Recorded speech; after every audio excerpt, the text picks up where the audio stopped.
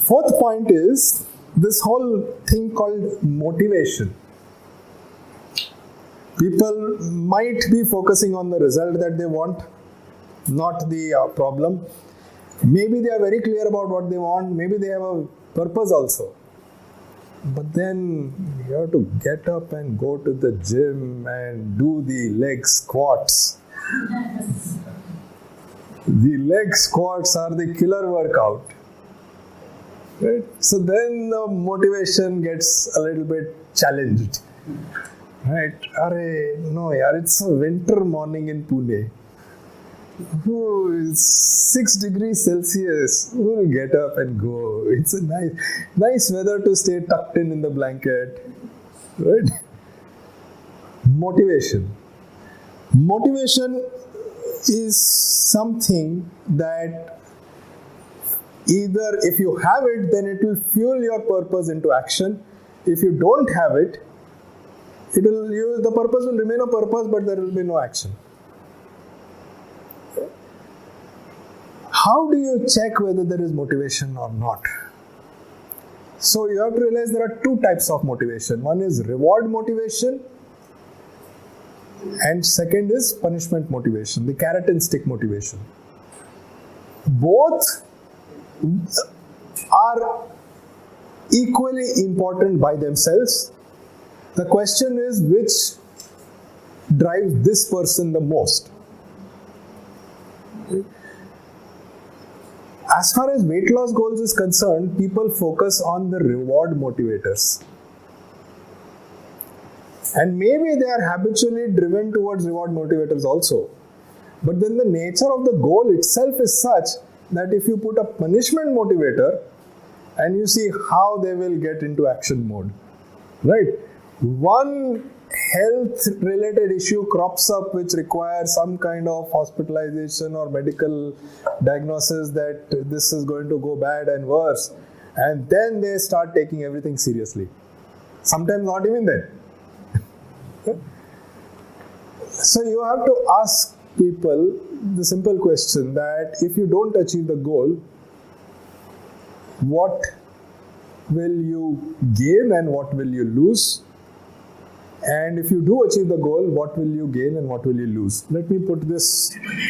I don't have a clean whiteboard, so I'm going to make use of this space. Tiny little space.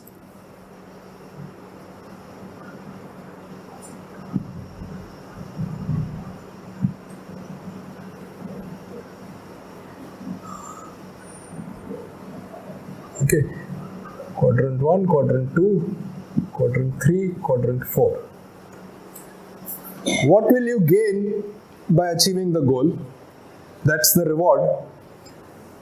What will you gain by not achieving the goal? So in case of weight loss, you might gain more cholesterol, you may gain heart-related problems, whatever. I don't know. I'm just making these things up. What will you lose by not achieving the goal? Lose peace of mind, lose health, maybe lose life. And then what will you lose by achieving the goal? So I will lose the diseases that I have been carrying in my body. It's restating it in different terms. The right hand side are reward motivators, the left hand side are pain motivators. Ask these questions, and for each answer they give, for any of the quadrants, say what else? What else? What else? So somebody says, what will you gain by achieving the goal of weight loss? I'll have better health. What else? I will feel fresh. What else? Keep doing it till the person runs out of options. Then go to the second one.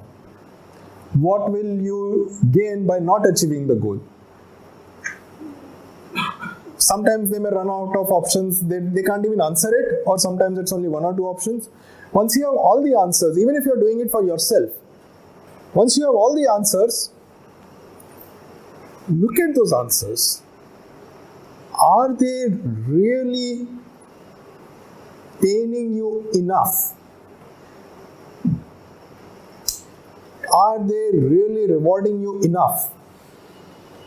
And that's where you will find out whether motivation is a challenge over here or not.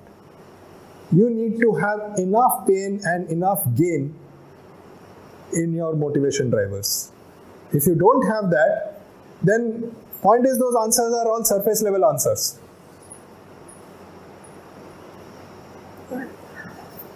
How would you change that? Changing that is a little bit advanced for our brief session today. I have about whatever time is remaining, but I'll give you a brief idea. You change that by identifying something else which has got more pain and more rewards. Right? So, for example, somebody is not taking care of their health, they are just eating badly and their weight is increasing. They need to take care of their health better. Okay?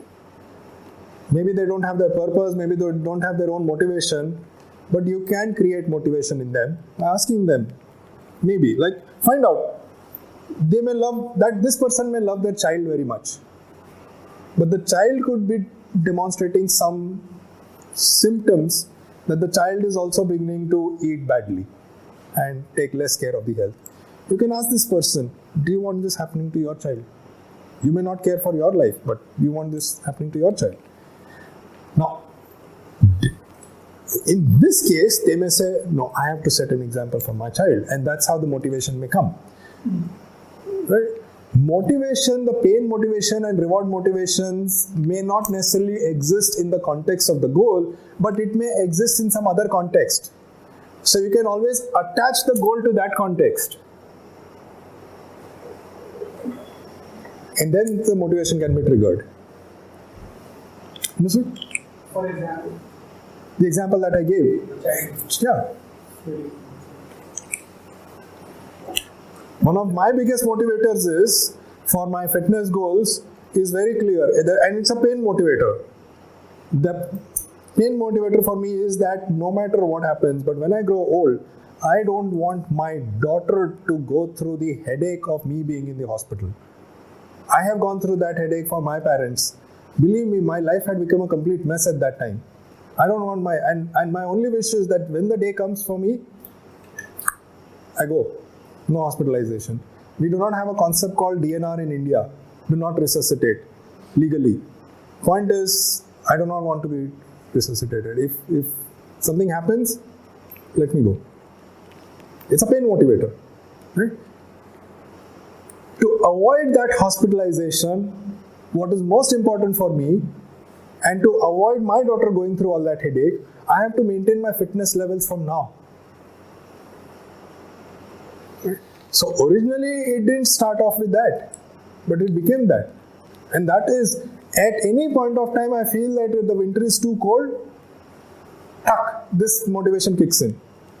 And some 4-letter word, F the winter, okay, I've got to do this. One question. Yeah.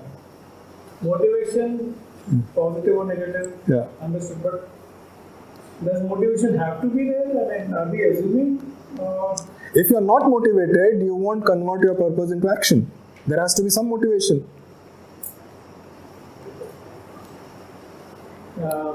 So then, motivation to me, from what I understand, could be tangible and intangible in the sense. Yes.